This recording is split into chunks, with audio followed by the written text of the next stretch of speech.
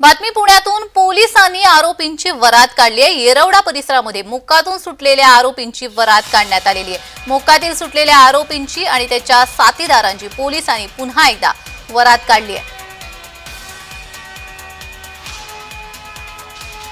येरवडा परिसरामध्ये पोलिसांनी वरात काढली आहे। येरवडा पोलीस ठाण्याच्या हद्दीमध्ये गाड्यांची तोडफोड आणि दहशत माजवल्याप्रकरणी प्रफुल्ल उर्फ गुंड्या कसबे टोळीवरती मोक्काची कारवाई करण्यात आली होती।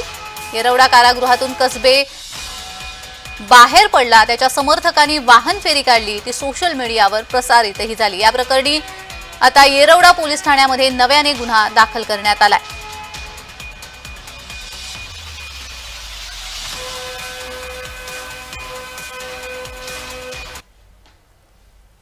बातमी तळ कोकणातून सिंधुदुर्गामध्ये नियम धाब्यावर बसवून गॅस वाहतूक केली जाते। या गॅस वाहतूक करणाऱ्या गाड्या रोखण्यात आलेल्या आहेत। गेल्या काही महिन्यांपासून दोडामार्ग शहरामधून सीएनजी गॅस वाहतूक करणाऱ्या गाड्यांमुळे बाजारपेठेमध्ये अपघात घडतायत।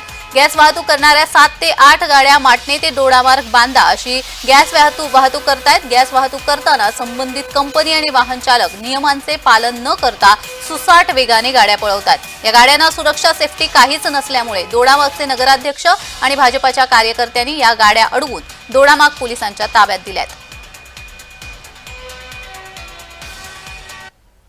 सीएनजी मुळे बऱ्याचशा लोकांचा फायदा होत आहे, आपल्या सरकारचा फायदा होत आहे। त्याच्यासाठी आम्ही त्यांचं अडवत नाहीये। सेफ्टी फीचर सर्व सेफ्टी वे वापरून त्यांची गाड्या सुरू करायच्या अशी आम्ही त्यांना विनंती करत आहे। आणि हा टोटल पॅक हे अशा ओपन गाड्या उद्या सकाळी जर अपघात झाला तर आपल्या दोडामागच्या किंवा आपल्याच लोकांना त्याचा एक धोका आहे, धोका निर्माण होऊ शकतो। त्या अनुषंगाने ह्या गाड्या आम्ही टोटल अडवून पोलिसांच्या ताब्यात देणार।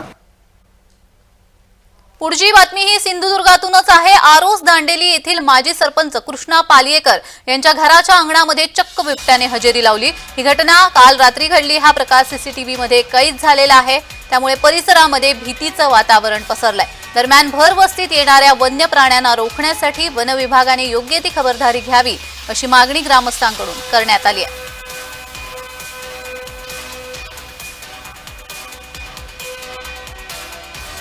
तर भर वस्तीमध्ये बिबट्याची दहशत दिसून येते, त्यामुळे नागरिकांमध्ये भीतीचं वातावरण पसरलंय। तर या बिबट्यांचा योग्य तो बंदोबस्त करावा अशी मागणी करण्यात येते। चक्क अंगणामध्ये बिबट्या येतो आहे। भर वस्तीमध्ये बिबट्या येत असल्यामुळे भीतीचं वातावरण त्या ठिकाणी पसरलेलं आहे। सिंधुदुर्गमधल्या आरोस दांडेली या भागामध्ये माजी सरपंचांच्या अंगणामध्ये हा बिबट्या आल्याचं पाहायला मिळालं।